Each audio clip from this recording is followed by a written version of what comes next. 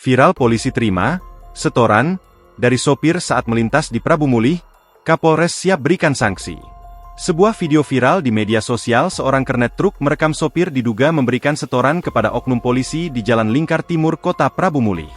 Video yang berdurasi 38 detik itu diunggah oleh pemilik akun TikTok Sukurman Ganda. Dalam video itu terlihat sebuah mobil patroli dengan nomor polisi V403339 dan registrasi kaca H123 berhenti di pinggir jalan dan didatangi sejumlah sopir truk yang diduga memberikan setoran uang.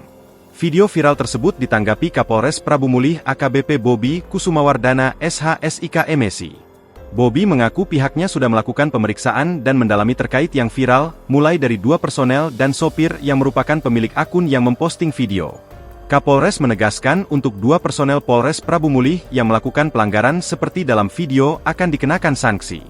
Lebih lanjut perwira dengan 2 melati di pundaknya itu mengaku selaku pimpinan dirinya tidak bosan-bosan menyampaikan imbauan kepada seluruh anggota jika sebagai insan Polri selalu diawasi. Untuk itu, dirinya selaku Kapolres Prabu Mulih selalu menyampaikan kepada seluruh anggota Polres Prabu Mulih untuk selalu berbuat baik dan laksanakan tugas serta tanggung jawab dengan baik. Download Tribun X sekarang, menghadirkan lokal menjadi Indonesia.